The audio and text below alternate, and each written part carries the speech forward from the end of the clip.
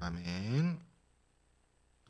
이 시간 함께 나눌 하나님의 말씀은 스가랴 9장 9절에서 17절까지의 말씀입니다. 구약 성경 스가랴서 9장 9절에서 17절입니다.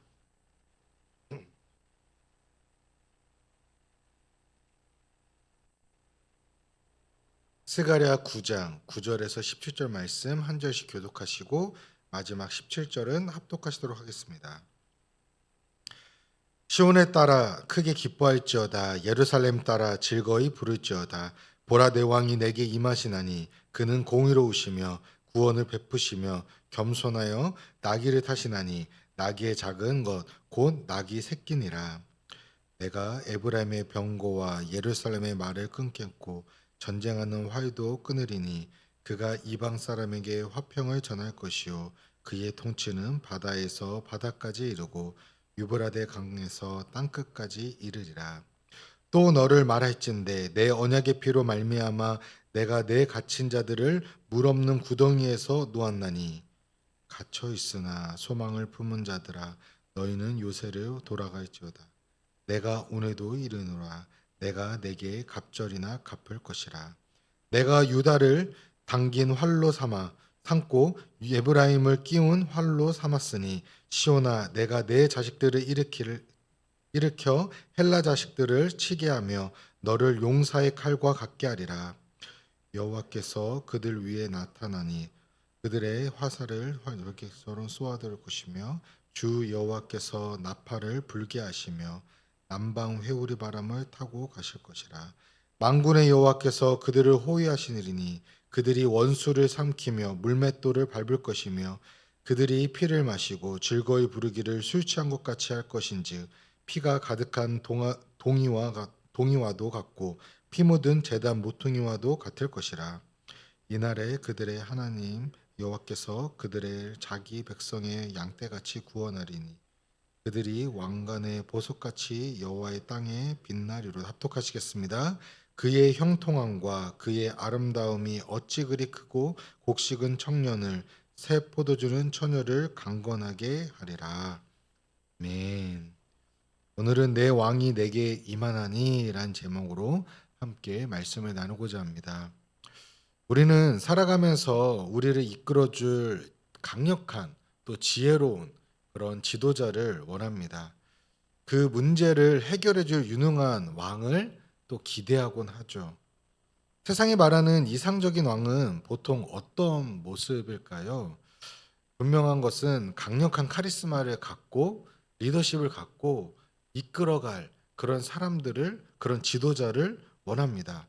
어떻게 보면 정복자 같기도 하고 작은 것보다는 큰 걸로 또 나기보다는 백마를 타고 위풍당당하게 입성하는 그런 지도자를 원한다라는 것입니다. 모든 경제 문제를 해결해 줄 수 있는 또 부유한 그런 지도자를 또 찾기도 합니다. 그러나 오늘 스가랴 선지자는 절망 속에 있는 이스라엘 백성들을 향해서 우리의 모습과는 또 우리의 기대와는 전혀 다른 왕의 모습을 말씀하고 있습니다.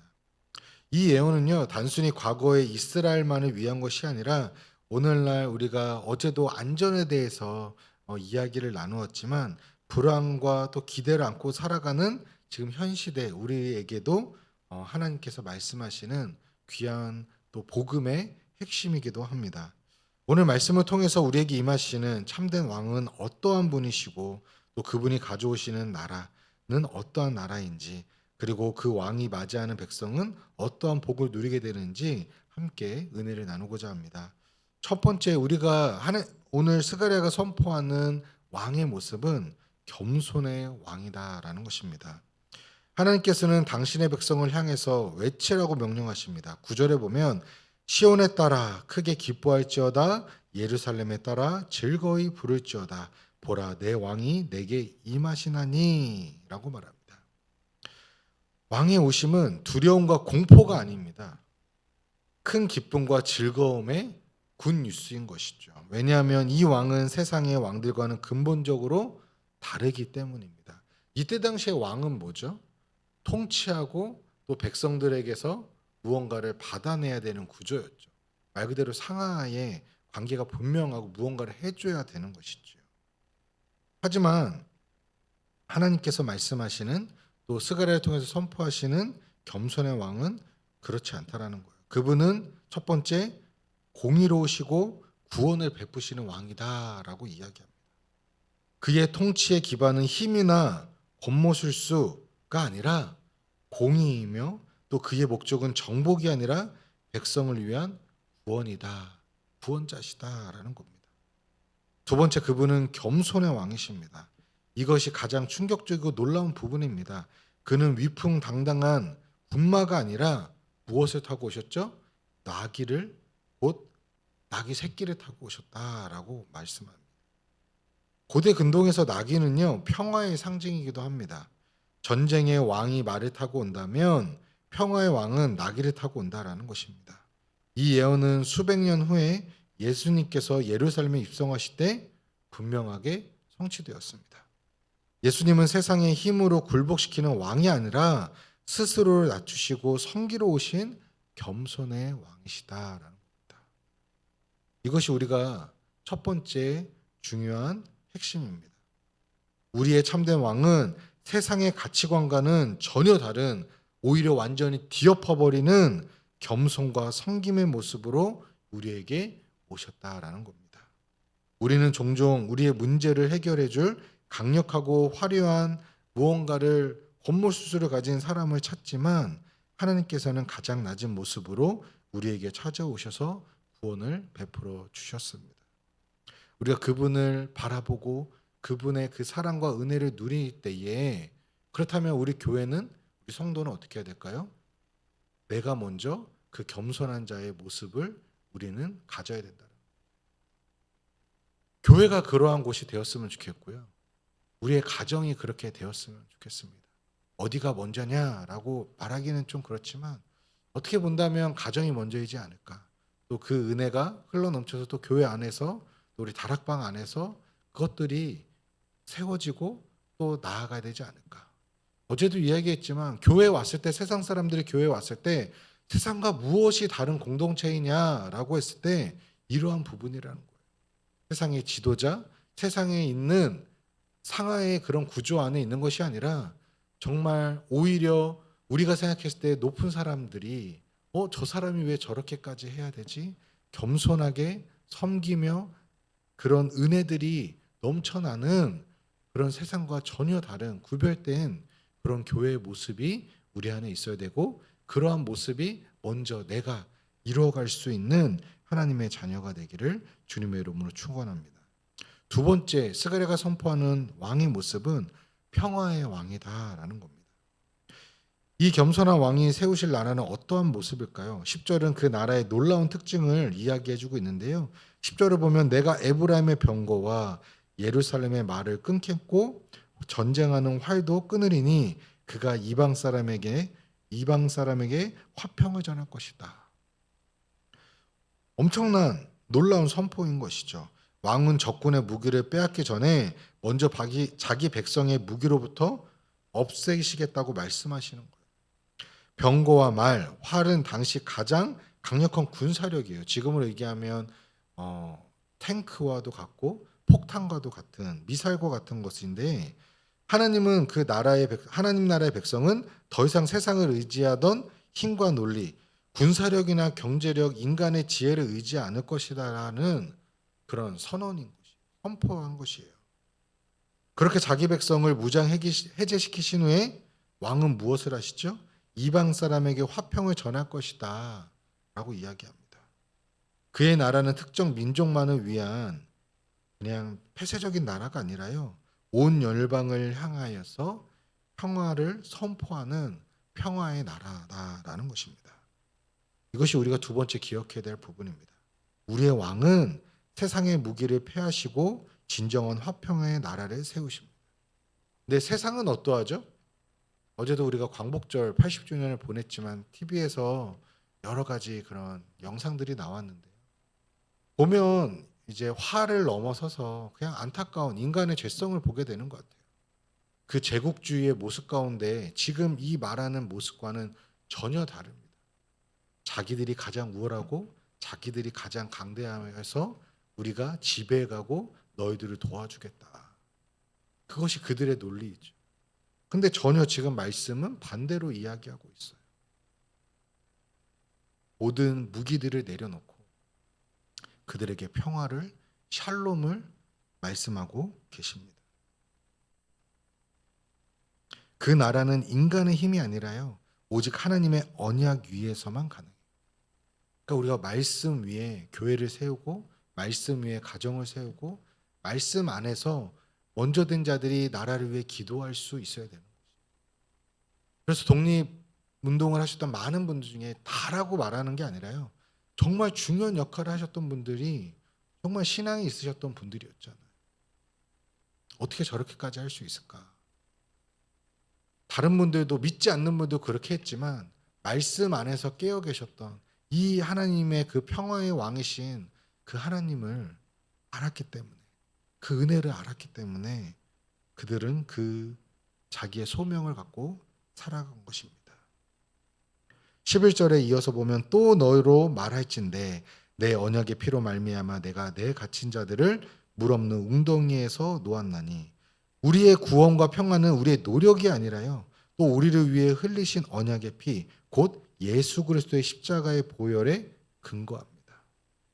그 피의 능력으로 우리는 절망과 죽음이라는 물 없는 웅덩이에서 해방되었다라는 거예요. 그렇기 때문에 우리는 이제 소망을 품은 갇힌 자들로서 세상의 요새가 아니라 하나님이라는 견고한 피난처이시오 우리의 힘과 능력 되신 분께 우리가 돌아가야 돼요. 우리가 오늘 이 시간 다시 한번 세상을 의지하고 나아갔던 나의 모습이 있다면 다시 주님께로 돌아서고 주님께 나아가는 우리 모든 성도님들이 되시기를 축원합니다. 마지막 세 번째로 살펴볼 스가랴가 선포하는 왕의 모습은 구원의 왕이시다라는 겁니다. 평화의 왕이신 그분은 또한 능력의 왕이세요. 그러나 그 능력은 자기 백성을 억압하는 데 사용하지 않아요. 오히려 그들을 구원하고 높이는 데 사용하십니다. 하나님께서는 당신의 백성 유다와 에브라임을 직접 무기로 삼아 원수들을 물리칠 것입니다. 14절은 여호와께서 친히 그들 위에 나타나셔서 그들을 위해 싸우실 거라고 말씀하세요. 전쟁의 주체가 우리가 아니라 하나님이시라는 거예요. 너희는 가만히 있어 주가 하나님 됨 알지어다.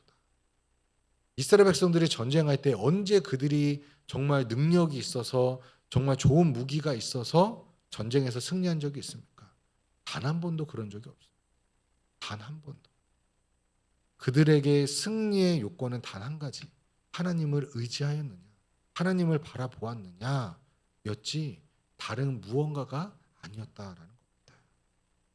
왜냐하면 전쟁의 주체가 우리가 아니라 하나님이시기 때문에. 늘 언제나 전쟁에서 승리한 후에 하나님은 당신의 백성들을 어떻게 대하십니까? 16절에 보면 이날에 그들의 하나님 여호와께서 그들을 자기 백성의 양떼같이 구원하시리니 그들의 왕관의 보석같이 여호와의 땅에서 빛나리로다. 이것이 마지막 중요한 말씀의 핵심입니다. 우리의 왕은 우리를 단순히 병사나 종으로 여기시는 것이 아니라 왕관의 보석처럼 존귀하고 빛나는 존재로 여기신다라는 거예요. 분명히 그분은 우리의 왕이시죠. 또 다른 관계가 있는데 그분은 우리의 아버지시기도 합니다. 저희 어린이부에서 예배를 드릴 때 설교 전에 항상 축복성을 찬양합니다. 제가 이제 하나님의 은혜 가운데서 뒤늦게 이제 늦게 자녀를 가졌잖아요. 당연히 아이들을 너무나도 좋아했어요. 원래 아이를 너무 좋아했지만 또 이제 부모의 입장에서 이제 그 모든 과정을 겪고 나니까 그냥 아이가 태어나는 줄 알았는데 그냥 태어나는 게 아니었더라고요. 그냥 태어나서 그냥 부모 품에서 자라나서 그냥 이렇게 되는 줄 알았는데 그 평범한 모든 과정이 평범한 게 아니라 그게 기적이었더라고요. 그런 은혜를 누린 가운데 다시 한번 아이들을 바라보니까 그냥 볼 때마다 눈물이 나는 거예요. 그래서 주신 그 마음이 있어서 뭐 그 전에도 찬양을 했지만 이 찬양을 하는 마음의 자세가 달라지더라고요. 찬양의 가사 중에 이런 부분이 있거든요. 너는 보배롭고 존귀한 자, 주의 사랑을 받은 자. 그 아이들이 정말 보배롭고 존귀한 하나님의 자녀라는 것이죠. 나이가 들었기 때문에 우리는 아닐까? 아니죠. 우리 모두가 하나님 앞에서 어린아이 같은 마음으로 하나님께 예배하고 아버지신 하나님께 우리가 나아가는, 나이를 떠나서 우리가 주님 앞에 그러한 자라는 거예요. 그냥 너는 나에게 복종하는 하인이 아니라 그걸 넘어서서 우리를 보배롭고 존귀한 자로 여겨주신 하나님 앞에 우리는 감사하며 또 그분 안에 거하는 자가 되어야 한다라는 것입니다. 세상에서 멸시받고 약해 보일지라도요, 왕이신 주님 안에서 우리는 그분의 나라를 세워가는 아름다운 보배롭고 존귀한 자녀이고 보석이다. 그 결과 17절에 곡식은 청년을, 새 포도주는 처녀를 강건하게 하리라 라고 말합니다. 이것은 단순한 풍요를 넘어서서요, 하나님의 구원받은 백성들이 누리는 생명력과 기쁨, 영적인 강건함을 의미하는 것이에요. 하나님 안에 거할 때 겸손의 왕이 다스리는 나라에는 참된 만족과 참된 번영이 있다라는 것이죠. 말씀을 맺겠습니다. 사랑하는 성도 여러분, 오늘 우리는 스가랴를 통해서 우리에게 임하시는 왕의 참된 모습을 보았어요. 그분은 세상의 기대를 뒤엎는 겸손의 왕이십니다. 세상의 무기를 패하시고 평화의 왕이시고 우리를 왕관의 보석처럼 여기시는 구원의 왕이시다라는 거예요. 이 왕이 바로 십자가에서 우리를 위해 죽으시고 부활하신 우리 주 예수 그리스도이십니다. 그분을 믿을 때에 우리가 참된 구원의 기쁨과 은혜를 누릴 수 있다라고 하나님은 말씀하세요. 우리의 삶에서 어떠한 왕이 임하기를 기대하고 계십니까? 세상에서 말하는 이 땅에서의 안정과 무언가를 누리기 위한 지도자를 아직도 찾고 계십니까? 지금 우리나라만 봐도요, 정치적인 성향을 떠나서 그런 것들 다 경험해 보셨잖아요. 그래서 그것을 우리에게 만족시켜 주었나요? 또 누군가가 세워지면 만족이 될까요? 결코 그렇지 못할 겁니다. 우리나라뿐만이 아니라 다른 나라에서도 아무리 강력한 지도자가 나올지라도요, 우리를 만족시킬 완벽한 지도자는 없습니다. 오직 우리 주님만이 그분을 우리의 마음에 모실 때 비로소 세상이 줄 수 없는 참된 평화를 누리게 될 것이라는 거예요. 그것을 먼저 한 우리가 그것을 전하는 또 자로 살아가야 되는 것이고요. 절망의 웅덩이에서 건짐을 받고 소망의 요사에 우리는 거하게 될 것입니다. 그리고 마침내 그분의 나라에서 왕관의 보석처럼 영원히 빛나는 은혜를 누릴 것입니다.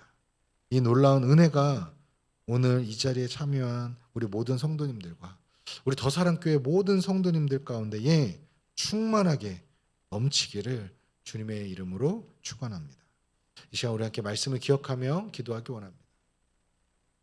첫 번째로 기도할 제목은요, 세상의 힘과 성공을 부러워하며 나의 삶에 강력한 왕이 임하기를 구했던 그런 나의 교만함을 주님 용서해 주시옵소서.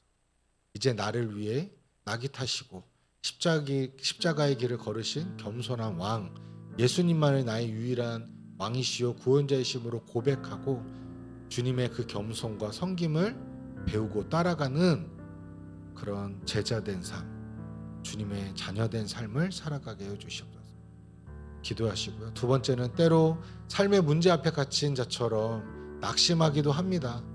또 상황이 아닌 주님의 신실한 약속을 붙들고 소망을 품은 자로 살아가게 해주시옵소서. 눈에 보이는 것에 우리가 함몰되지 않고 주님만이 나의 요새이시며 주 안에 참된 평안과 은혜를 매일매일 누리게 하여 주시옵소서. 우리 함께 기도하시고 또 각자에게 주신 그 은혜가 있다면 그 은혜를 붙들고 함께 기도하시도록 하겠습니다. 기도하시겠습니다. 사랑의 주 하나님, 세상의 힘과 성공을 부러워했던 또 우리나라와 또 나를 그렇게 이끌어가기를 원했던 지도자를 세상의 만족과 기준에 채워진 그런 지도자를 찾아 헤맸던 그런 나의 모습을 용서해 주시옵소서.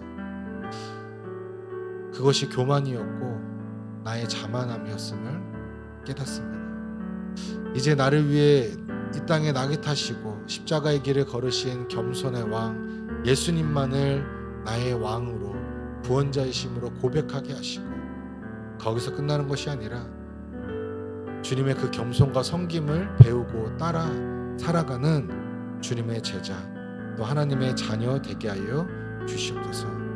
때로는 삶의 문제 앞에 넘어지고 낙심하고 그 문제 앞에 갇혀버려 아무것도 보지 못하는, 주님의 음성을 듣지 못하는 우리의 연약함을 고백합니다. 주님, 그때도 나와 함께 하시고 나를 붙들어 주시는 주님을 바라봅니다. 그 신실하신 주님의 약속을 붙들고 소망을 품은 자로 살아가게 하여 주시옵소서. 주님만이 나의 요새이시며 주님만이 나의 힘과 능력 되시며 주 안에서 참된 평안과 은혜를 날마다 누리며 살아가게 하여 주시옵소서.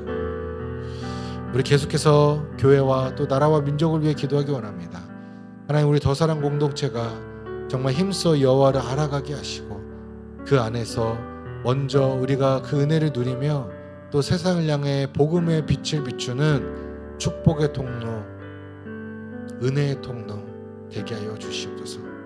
또 우리 안에 정말 이 학기를 시작하며 흩어진 마음을 또 관계를 다시 한번 주 안에서 회복하게 하시고 주 안에서 하나 되게 하시고, 세상의 구조와 같이 상하에 서로를 지배하려는 그런 구조가 아니라 서로가 서로를 섬기며 예수님께서 제자의 발을 씻겨주시며 그들을 사랑으로 섬기셨던 것처럼 우리 모든 사역자들과 우리 모든 성도들이 정말 주님 안에서 예수님의 그 섬김을 실천해 갈 수 있는 우리 더사랑교회 되게 하여 주시옵소서. 세상 사람들이 바라볼 때에 정말 놀랄 정도로 정말 여기에 무엇이 있기에 이토록 서로를 섬기고 사랑하는지 정말 궁금해할 수 있는 그런 거룩한 소문이 퍼질 수 있는 우리 더사랑교회가 되게 하여 주시옵소서. 두 번째는 우리 청년부 수련회가 8월 29일부터 30일까지 있습니다. 정말 이 시대에 무기력하고 무감각한 그런 신앙 안에서 갇혀있는 우리 청년들을 향하여서 왜 그러냐라고 답답해하기 이전에 그들을 향한 긍휼과 사랑의 마음으로 그들을 위해 기도하기를 원합니다. 이번 여름 수련회를 통하여서 하나님의 임재를 경험하고 하나님을 인격적으로 만나고 말씀과 기도 안에서 정말 그리스도의 그 은혜를 누리며 나아가는, 십자가의 사랑과 은혜를 누리는 여름 수련회가 되게 하여 주시옵소서. 준비하는 우리 박야진 전사님과 우리 임원단들 가운데 성령의 충만한 은혜와 기름을 부어주시옵소서. 함께 기도해 주시고요. 마지막으로 육신과 마음의 연약한 환우들을 위해 기도하기 원합니다. 하나님, 그들을 찾아가 주셔서 여호와 라파 하나님께서 치유의 손길을 더해 주시고 고통 가운데 믿음 흔들리지 않고 더욱더 주님을 바라보며 주님을 신뢰할 수 있는 믿음, 견고한 믿음을 주시옵소서. 가족과 공동체의 사랑 속에서 평안과 위로를 얻게 하여 주시옵소서. 우리가 함께 울고 함께 웃으며 함께 그들을 섬길 수 있게 하여 주시옵소서. 그런 공동체 되게 하여 주시옵소서. 그리고 나라와 민족이 정말 주님 안에서 하나 되어 갈 수 있도록, 또 교회와 또 하나님의 백성들이 먼저 나라를 위해, 유정자들을 위해 기도할 수 있게 하여 주시옵소서. 우리 함께 기도하시고 또 각자 가지고 나오신 기도 제목 갖고 간절히 기도하신 후에 돌아가시도록 하겠습니다. 기도하시겠습니다. 오 사랑의 주 하나님, 2025년을 우리가 시작하며 주님과 다짐했던 힘써 여호와를 알아가는 한 해가 되기를 구하였습니다. 하나님, 하반기를 이제 중반을 넘어서서 하반기를 시작할 때에 다시 한번 이 마음을 다짐하며 나아갑니다. 지금 내가 힘써 여호와를 알아가기를 원하고 있는지, 내 마음이 주님을 향한 갈망으로, 주님을 향한 사랑으로, 주님을 향한 그 목마름으로 충만케 하여 주시옵소서. 그리하여서 우리 더사랑교회가 정말 복음의 빛을 세상 가운데 비추고 축복의 통로로 쓰임받는 우리 공동체 되게 하여 주시옵소서. 흩어진 마음을, 흩어진 관계를 주 안에서 회복하게 하시고 세상 사람들이 바라볼 때에 정말 다른 구별된 그런 공동체로서 살아가게 하여 주시옵소서. 세상과 똑같은 구조가 아니라 서로가 서로를 오히려 더 섬기고, 상하의 구조가 아니라 정말 오히려 그 상하의 구조 안에서 오히려 높은 자가 낮은 자를 섬길 수 있는, 연약한 자를 섬길 수 있는 세상과 구별된 교회가, 공동체가 이 세상 가운데 선한 영향력을 미칠 수 있는 하나님이 찾으시는 교회가 되게 하여 주시옵소서. 주님께 칭찬받는 교회가 되게 하여 주시옵소서. 하나님, 8월 29일부터 31일까지 청년부 수련회가 있습니다. 하나님, 그 모든 준비하는 과정과 진행되는 그 일정 가운데 함께하여 주셔서 좋은 날씨를 주관하시고 또 좋은 환경과 상황들을 열어주셔서 청년들이 정말 무기력하고 무감각한 그런 영 가운데 빠져 있습니다. 정말 그들을 향한 안타까움과 긍휼의 마음을 우리 장년들이, 부모 세대들이 깨닫고 또 그것을 알고 정말 그들을 사랑으로, 긍휼함으로 기도하고 그들을 섬길 수 있기를 원합니다. 방금 이야기했던 것처럼 우리 청년들을 섬겨줄 수 있는 그런 마음, 다음 세대들을 위해 말로만이 아니라 헌신하고 희생하는 우리 더사랑교회 부모 세대가 되게 하여 주시옵소서. 말로는 하는 교회들이 너무나도 많이 있습니다. 하지만 진짜 실천하는 교회는 거의 없습니다. 하지만 우리 더사랑교회가 진짜 실천하는 교회가 되길 원합니다. 다음 세대를 위해 말로만이 아니라 정말 헌신하고 희생하고 양보하고 그들을 위해 오히려 우리의 것을 내어줄 수 있는 우리 더사랑교회 되게 하여 주시고, 다음 세대 여름 사역의 은혜 가운데에 유치부부터 청소년부까지 그 사랑으로 잘 또 진행되어 왔습니다. 마지막으로 우리 청년들 가운데 그 사랑이 흘러가게 하시고 그 사랑을 느낀 우리 청년 세대들이 다시 한번 주님 앞에 나와 힘써 여호와를 알아가고 하나님을 인격적으로 만나고 정말 그들의 삶이 변화될 수 있도록, 그들의 삶의 주관자가 자기가 아니라 하나님이 되어서 하나님께 모든 것을 내어 맡기고 나아가는 우리 모든 청년들 되게 하여 주시옵소서. 또 사역하시는 우리 박래존 사님과 우리 임원단들 가운데 성령의 충만한 은혜를 부어주셔서 여름 캠프를 잘 준비할 수 있도록 주님께서 지혜와 능력을 더하여 주시옵소서. 하나님, 우리 공동체 안에 많은 환우들이 있습니다. 힘들어하고 아파하고 있습니다. 하나님, 그들에게 여호와 라파 하나님께서 치유의 손길을 더하여 주시옵소서. 이 시간은 고통 가운데 보내는 것으로 끝나는 것이 아니라, 주님을 더 떠나는 것이 아니라 오히려 흔들리지 않는 믿음을 더하여 주시고 신실하신 하나님의 약속을 붙들고 더욱더 굳건한 믿음 안에서 하나님을 온전히 바라볼 수 있는 하나님의 거룩한 자녀들 되게 하여 주시옵소서. 가족과 공동체의 사랑 속에서 그들이 참된 위로와 사랑을 경험하게 하여 주시옵소서. 오 주님, 그렇게 임하실 주님을 찬양. 모든 것이 하나님의 은혜입니다.